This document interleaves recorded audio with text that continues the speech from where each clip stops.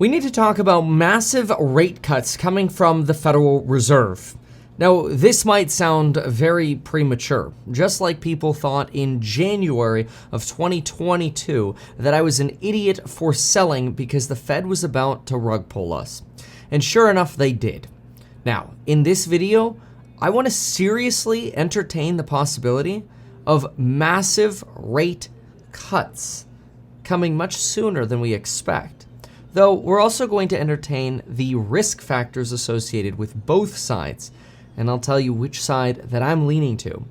Now, this is, as convenient as it may sound, this is not inspired by, this is just a contribution to this, this is not inspired by Elon Musk tweeting yesterday that this trend of rate hikes is concerning and that the Fed needs to cut interest rates immediately because they are massively amplifying the probability of a severe recession. This is just a convenient addition to the fact that Elon might be right. Now, in order to break this down, we need to go through three pieces of this video. First, I'm going to talk about history. How have rate cuts played out historically, and where do they align with what the bond market tells us? This is very revealing. Then, I'm going to talk about inflation, the three critical pieces we're going to break down: the consumer, rents, and jobs, because we have a jobs report coming tomorrow. Then, we're going to make a conclusion. What do we think the dangers are? And what are the takeaways? Let's get into the video. Note, I've been posting a little less and able to do live streams a little less. Like I really want to do open and close market live streams, but Lauren has COVID and I've been watching and taking the kids to school, and let's just say my heart goes out to moms out there or full-time dads. Boy, oh boy. It's very difficult to work and take care of children. Isn't that right, Max? He's on his iPad, thankfully. Let's see if I can get the video done. In the meantime, we are also offering a coupon code PP that expires on December 9th when I will be at the New York Stock Exchange for the programs on Building Your Wealth. Remember, those come with lifetime access to all of the future content in those individual courses, a lot of which is being released in December, including a trading challenge in our Stocks and Psychology of Money course, new real estate lectures, and more lectures for the Elite Hustlers course with another large batch already in production and posting soon. Now, let's get into the content. Keep in mind, the courses, by the way, come with live stream access, so you can ask me questions directly. And that's access for as long as the live streams continue, so there's no monthly fee. And the prices aren't as expensive as people think they are. Some people are like, oh, I thought the courses would be like thousands and $3,000. It's like, no, it's like a few $100. It's not that much money for the courses. Anyway, check them out, link down below. So, first, are massive interest rate cuts coming? The inversion of the yield curve suggests yes. In fact, the inversion of the yield curve is extremely important. When we look at the inverted yield curve, we'll see that we are so inverted that we have not seen levels of inversion this bad. I'll hide myself so you can actually see the rest of the chart. We have not seen inversion this bad over here at negative 77 points on the 3-month 10-year since remotely close over here in the dot-com bubble. You could see around December of 2000 right here, which we still had 2.5 years of pain in the stock market when this time occurred here. And of course, we had a pretty deep inversion over here in 2006. We did have a brief inversion before the COVID pandemic, suggesting a recession was coming. Of course, nobody could have predicted COVID over here. But what's very important to know about these charts is they actually tell us that when we have inversion this deep, the pain of a recession is ahead of us and not behind us. Look at this a little bit more closely. Look at when you had the inversion in December, the deepest part of the inversion. It was around December of 2000. Again, you still had pain for all of 2001 and 2002. That pain was actually mostly felt during the steepening phase, not the inverting phase. It's the same in more recent memory over here. Remember that yield curve drama in 2019? People are like, oh no, the yield curve's reverted. Things were booming then. It's generally not the inversion that's problematic.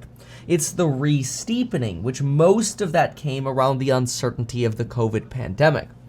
More recently, as well than the 2000 crash, is the Great Recession over here in 2006 and 7, where we saw the depths of the yield curve inversion in 6 and 7. But most of the pain was actually felt in 2008, 9, and 10. And most of the real estate pain was not actually felt until 2011, when the curve had already steepened substantially. But folks, it's not just the 3s and 10s. It's the 2s and 10s, 3-month, 10-year, 2-year, 10-year. These are two different charts, but you can see the same pattern holds true here. Well, the only difference is we are more inverted now than at any point since the 80s, where we were substantially more inverted. Now, what's remarkable about this, though, is we can actually chart something really phenomenal. Now, this is a bit complicated, but I'm going to break it down as simply as possible. The blue dots give us prior rate cut cycles. See these here in 1980, 81, 2000, 2007, 1990, and 2020, right? These are rate cut cycles. The 0 line right here tells us how inverted are we. Now, inversion is usually considered negative, but this is where the confusing part is. This tells you you're inverted by how many points, and it's a positive. So that's why the chart's a little confusing. But once you realize that numbers above 0 are just the depth of how inverted we are, you'll realize, oh, okay, got it. So the higher we are here, the more inverted we are. Okay, so we were really inverted in the early 80s, right? Exactly, that's why they're that high. Okay, so where are we now? Well, on the 2s and 10s, we're inverted by about 77 basis points, which is approximately here. And if you plot this regression line here, don't worry if you don't understand what that means. If you plot this blue line basically here, you can then predict how much the Federal Reserve will have to cut rates. Look at this, folks. If we're at 77 BP of max inversion, draw that to the blue line, come down, and what do you get, folks? Total Federal Reserve easing predicted by this chart is 5%, or 500 basis points. This means the market is pricing in that the Federal Reserve will have to cut rates completely back to 0 based on how inverted the yield curve is right now. And even though the Federal Reserve is suggesting we're going to have rates higher for longer, which the market was really believing. See this black line here? This black line says, okay, got it. So rates are probably going to go up to nearly 5%, and then they're going to stay higher for longer. Well, as of yesterday, the market's like, okay, so rates are going to go up to about 5%, but we're probably going to go down sooner. In other words, we're going to start seeing that rate cut cycle much sooner. So in other words, higher, but not for so long, which is really interesting because that's actually not what the Federal Reserve is saying, right? Jerome Powell right now is saying, yeah, we're going to be higher for longer. We're going to maintain rates higher for some time. But the market is actually starting to say, talk is cheap. The Fed is about to institute not a pivot, but a massive potential U-turn where they go from hiking to potentially reducing. And that's because they may have pushed us so quickly into a deep and coming recession that they have to cut to prevent a real depression. But we have big risk factors, including inflation. Now, let's talk about inflation, and we'll continue talking about these risk factors because this is a pretty critical video here. And I think all my videos are important, but let's just say this particular one, this one's pretty important, and I would share it with your friends and family if I were you, because I think it might change your mindset about where we actually are. Like, things are starting to turn tenuous. Let's put it this way. Notice how rosy and optimistic Jerome Powell was yesterday? In case you didn't watch my videos or you didn't see how rosy and optimistic Jerome Powell was yesterday, he was glowing with optimism. And I'd like to translate that to glowing with hope, because he realized, oh my gosh, we may have effed up again and gone too far. Let's look at this. Let's understand the 3 things that create inflation. We talked about these briefly yesterday, but we have some new numbers about these. There are 3 important things that lead to inflation. Number 1, goods. Number 2, housing rents. And number 3, services. Services and wages related to services may be the most important. But I want to show you something very ugly. But before I show you something very ugly, I want you to think logically for a moment. How do you get service prices down? Think about that. What is a service? House cleaning, consulting, human resources, recruiting, cybersecurity, payroll services, right? Cooks, real estate agents, lenders. Those are services, right? Well, what actually tends to happen first when an economy goes into a recession? Well, generally we see goods stock up, inventory stock up, stuff stocks up because people spend less money on stuff. Like, you know what, I got enough stuff. I'm gonna stop spending money on stuff. And when people stop spending money on stuff, what naturally happens next? Well, you walk through stores and you're like, hot damn, they got a lot of stuff around here, which is exactly what we saw on Black Friday. TVs and computers everywhere. At companies whose primary business, like Best Buy, selling 50% of their or getting 50% of their revenue from computers and phones. Computers and TVs everywhere. Everywhere, shelves are full. And so what happens? When people stop buying stuff, manufacturing slows. When manufacturing slows, what happens then? Well, again, you need less consultants, human resources, recruiters, cybersecurity, payroll services, accountants, company services related to factory acquisition, company cleaners, real estate agents, lenders, everything I just mentioned.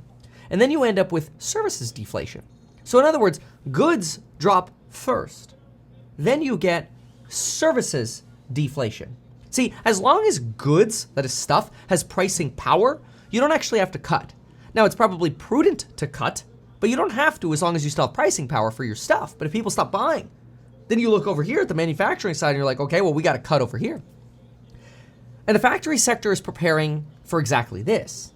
In fact, the ISM manufacturing report today came in substantially below estimates, under a read of 50, which is a level of contraction, coming in at 49 versus consensus of 49.7. This suggests stronger contraction happening in the, quote, backlog. Backlog is future orders. It's also the first contraction that we've seen in manufacturing ISM since May of 2020. And we're seeing citations of layoffs and hiring freezing, as well as disinflation continuing in this goods sector. This is bad. Manufacturers are starting to realize, oh my gosh, we're about to go into a very dirty season of less goods manufacturing, and prices are likely to come down. Consider this: Dollar General, dollar stores, places people thought would flock to because of high inflation, are now losing market share on their stock market capitalizations, like Dollar General down 7% on higher supply chain costs and a lack of pricing power. Imagine that, a dollar store with a lack of pricing power. But it kind of makes sense, because if people stop buying the little dreidels and toys at dollar stores, which are actually high margin products, and start buying their apples and expensive fruits from dollar stores or foods in general, all of a sudden their margins get squeezed, they have less pricing power. So this inflation is actually hurting companies like dollar stores, which is weird because they've actually been performing very, very well. But it's not just dollar stores that are suffering. Walmart is having trouble selling to discretionary items to individuals, again, computers and PCs. Victoria's Secret is having trouble selling lingerie. Costco had its slowest comp sales increase since April of 2020, when everybody was flocking to Costco. Non-discretionary spending is plummeting. And when goods plummets, what happens next? Services plummet. Of course, people are still trying to extend their budgets. People are opting to pay now more with buy now, pay later services like Affirm. Google search trends for Affirm credit, implying they're curious if Affirm is going to run their credit or what credit scores are required, are at the highest level ever. People are looking for more credit cards today than ever before, and it's likely because even though we're seeing repayments on credit go up with higher credit, it's likely because people are suggesting, you know what, I don't mind if I spend some of my excess savings, you only live once, and I may as well just keep spending to maintain my quality of life at this point. However, a danger of the buy now, pay later platforms is their charge-offs are nearly twice as high as that of credit cards, suggesting that the more people flock to buy now, pay later, the more risky consumers are resorting to a risky form of lending. A form of lending where you might not actually see your credit score go up, but you might see your credit score go down if you miss a payment. That could backfire for consumers. But in the meantime, it tells us, the goods side, I think there is no question. Goods and manufacturing is getting hit. But what comes after this is sluggishness in services. And that's really the last holdup. And we have a jobs report coming out tomorrow, a BLS jobs report. But we don't even necessarily need to wait until tomorrow to get some more insight.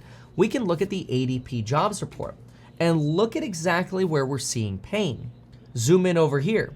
Service producing, information, financial activities, and professional and business services.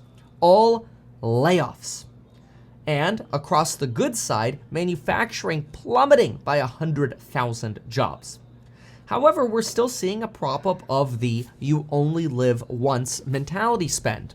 Leisure, hospitality, and, well, health services kind of still makes sense given that we're coming out of a pandemic. Now, and then of course another thing to consider is there were a lot of discretionary surgeries that were held off on because of the pandemic. However, when these shoes drop, the wage and service inflation sector and the unemployment sector could see substantial pain. And that's the trajectory that we're heading in right now. We just haven't quite seen it yet. And this is important because look at this chart here. This chart is the only chart that individuals who suggest inflation is here to stay have going for them. That is because we know that goods inflation via the personal consumption expenditures report, that's the Fed's preferred inflation gauge compared to CPI, is plummeting. What's next to plummet though, I believe, is services. And it's coming. The 5-year break-even rate has historically always been correct. The 5-year break-even rate says that when the rate trends down, inflation trends down. It's very volatile, though, when you look at the micro or the smaller segment here. Like when you zoom all the way in, you're like, oh no, after Jerome Powell's hope yesterday, his hopium, we actually saw break-evens trend up. But look at this downtrend we're on. It's a solid downtrend. Inflation is going to come down. Now, keep in mind, we are still at higher levels of break-even than where we were during the hiking style when Jerome Powell was potentially going to get fired in 2018. But all it's going to take is a few nasty inflation reports coming in low for these break-evens, in my opinion, to absolutely plummet. We're already seeing the yields on treasuries plummet by almost 15 basis points down to 3.55 on the 10-year, plummeting to levels we haven't seen since September, erasing these real fears that inflation is going to be higher for longer. And that's because the market is smart in predicting what is potentially going to happen in aggregate. The trend is your friend. In aggregate, inflation is going to go down, and it's going to go down gloriously. The question is, and this is the big problem, is how quickly is that inflation actually going to trend down? And this is where we have to talk about the problem, and then we have to talk about the conclusion. Now, I did have one thing, if you were paying attention, I'm going to be very quick about this. It's the rent side of inflation, right? On the rent side of inflation, now we are starting to finally get fear articles in Bloomberg. Apartment markets have turned to ice over the past few months, says one Bloomberg article from today. They say that real sluggishness in rents is coming. Usually rents fall between September and November of 1.3%. This year, they're down 2.2%, substantially higher and substantially weaker than on average. The Federal Reserve themselves says that they see real rents plummeting. That is new leases, and not just inflation-adjusted leases, but new leases, nominal and real, are plummeting. And even though there are some lagging measures like owner's equivalent rents that say they're still rising, we know those are looking into the past by 6 months to a year. The reality is, as long as rents continue to trend down, which they are, and vacancies continue to go up, which they actually are, even though we have a housing shortage, then we expect inflation to continue to go down. Keep this in mind. Vacancies right now have surged up to 5.7%. Now, while that's lower than what we've seen before the pandemic, it's definitely up from last year, where we were sitting at 4.1% vacancies. So you're seeing a trend. Rents down, vacancies up. How could that be with a housing shortage? Well, oftentimes, less household formation, household closings, which is usually a nice way of saying people are dying, or people are moving in together, like families, or they're staying together for longer, not replacing people or potentially selling their homes because they're dead. Now, usually in these bust cycles, you see real estate home prices come down, car prices come down. rents coming down rarely happens. A 2.2% decline in this season, extended out for an entire year, would be very abnormal. But it is a trend that could be happening now, and fear and psychology could be the next phase of the real estate cycle, which is bad for the housing market. That is, even if mortgage rates come down, there could still be so much fear, like what we had at the end of 2008, that it could take another 3 years for the housing market to actually bottom, like it did then. Now, before we talk about the dangers and conclusions, let's think about what I just said. I just said that Jerome Powell is spreading hopium because I think on the inside he's starting to panic. He realizes they went too far. He realizes the yield curves have inverted so deeply, which are historically the best indicator of how bad a recession is going to be, that the Fed is likely to have to cut rates by 5%, 500 basis points. We saw that explained in this particular chart here. So the Fed is providing hope because they're panicking. This curve suggests we are going to go back to 0% interest rates way sooner than we expect, and potentially a very stimulative economy because the Fed may have over-tightened and led to too much pain. Now, on one hand, that's actually potentially good for businesses as they lean out in the near term, become the most efficient versions of themselves, and that can lead to wonders for stock market returns going forward. But that doesn't necessarily help every individual. It's more likely to help you since you're watching a finance channel and you're probably an investor of some sort. That's not going to help people who aren't investing.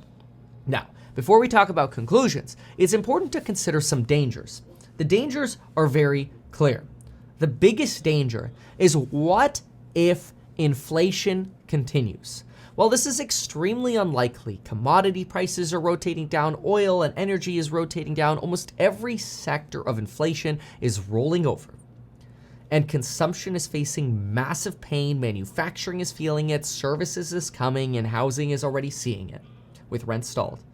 The question now is not so much will inflation go up again. Don't really expect that. The question is how fast will inflation fall? That's the big problem, is how fast do we start cutting? In my opinion, the best case scenario is inflation plummets and the Fed cuts rates quickly so we can avert a very dangerous recession. Remember what the Fed wants. The Fed wants our planes, so to speak, as I said yesterday, our plane's attitude to be pointing down so that we're above trend. We're above the ground, right? We're not going negative, but we're flying above, but kind of trending down and below that growth that we've had over historical time frame, right? That's where they're trying to keep us. Now, for those of you who don't fly planes, yes, I correctly said attitude and not altitude. You could Google that one. I saw a lot of comments on that yesterday, and it's like, all right, next time I'll add some clarity. A lot of folks like to refer to this particular chart, which says when the Fed pivots, stocks crash by more. And what you could see is that over an average of 13 months from the Federal Reserve's pivot to the bottom of the market, we could see another 22.2% decline over a 13-month period. I first broke this video or this chart down in a video I posted on October 18th entitled The Fed Pivot. However, in that video, which is the same thing I'm going to do now, though I encourage you to watch that video because it's more in depth, this chart misses something extremely important. This chart misses that the Federal Reserve in 1987, following Black Monday, created a policy of backstopping the market entirely. They did so in 1987, in about March of 2003. You should be pretty used to these by now if you've been watching the channel. They did so in the spring of 2009. It was actually February of 2009. It was March of 2020. And it was also December of 2018. These are the post-Fed will bail everything out bailouts. And all of those bailouts occurred at the same time as when the stock market actually hit bottom.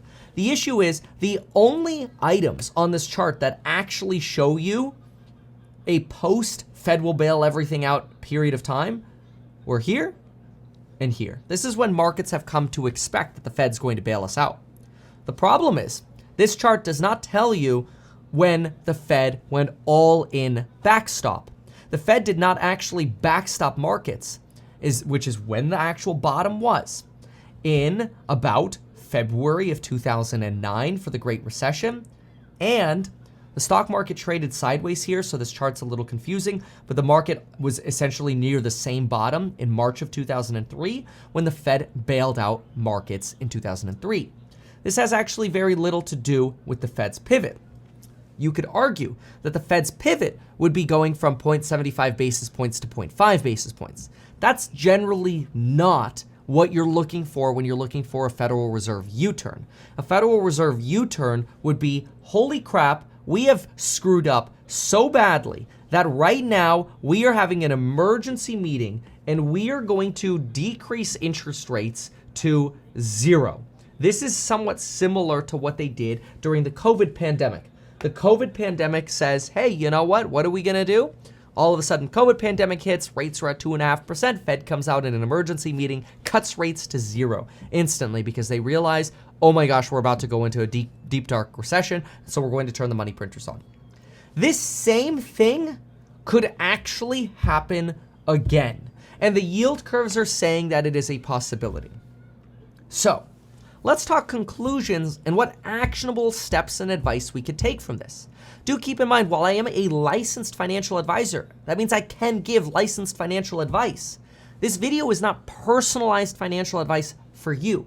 There's a big difference between broad financial advice and personal financial advice because personalized financial advice depends on your unique circumstances. So I don't want any of this video to be misconstrued as personalized financial advice.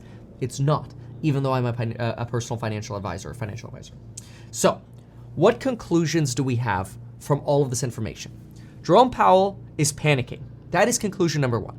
Conclusion number 2, inflation is going to plummet. It's just a matter of how long it's going to take. The longer it takes, the worse it is for markets. The quicker it plummets, the better. Then, the Fed will reduce rates. It's just a matter of time. Rates are not going to stay this high based on what the bond market is telling us. The only way I believe, and I could be blind here, but the only way this video, this thesis could be wrong is if the bond market is wrong. And it's possible. So this doesn't mean when I say will, I want you to be clear, it's will based on what the bond market is telling us. There's always a potential that maybe, quote, this time is different. But historically, this time ain't different. In fact, the 4 most dangerous words in investing are this time is different. And the bond market is telling us that Jerome Powell is panicking, that inflation is going to plummet. So what do you do strategically? Well, strategically, I believe the best thing to do is A, as always, stay out of margin and lower your debts. Cash is king. The time for opportunity and to invest is when there is panic and nobody else has cash. Those are 2 things that are very, very important. Panic. It's nice to be able to say, oh, buy when there's blood in the streets. But if you're also bleeding out and you also have no cash, what good does it do you? So increase your access to cash. Make more money. Join the course to be an elite hustler. Make more money. Learn how to increase your income. Lower your debts. Be able to qualify for more for real estate. But also, be careful about speculating. This is a very uncertain time in the near term. When we zoom in, the stock market feels like this. It's up and down and it's an emotional roller coaster. It's very different to speculatively make short-term calls. But in the longer term, I would be looking for companies that have pricing power through the recession. Those could be smaller companies that are still growing or essential companies that can grow during the recession with pricing power, as people might consolidate to the brands that they absolutely can't live without. Those are companies that I would really keep an eye on. Though not all of them are guaranteed to do well, I'm a big fan of focusing on increasing your income, staying away from risk and margin, and focusing on pricing power. Because when the Federal Reserve's money printer turns on again, those pricing power stocks are going to kick the competition's booty. And I believe that those sorts of companies are likely to outperform the market. No guarantees, obviously. So these are my expectations. I think this is a very big and critical video, and it's one that I expect we'll be able to look on in the future and say, yikes, that is what happened. No guarantees, but inflation, I expect to be very, very clear, will plummet. It's just a matter of when. And the longer it takes for the Federal Reserve to backstop the economy again, the more pain we likely have ahead. Although, the stock market might try to price in that eventual U-turn because they're finally smart to the fact that, the bottoms come around the Fed U-turn time. And if the bottoms come around Fed U-turn time, maybe we want to pre-price that in. Anyway, if you found this video helpful, make sure to share it with anybody you love and care for. And folks, we'll see you in the next one. And check out those programs linked down below on Building Your Wealth. The price goes up over time, and the sooner you get in, the better. And the next coupon expires on December 9th. And the coupon code is PP.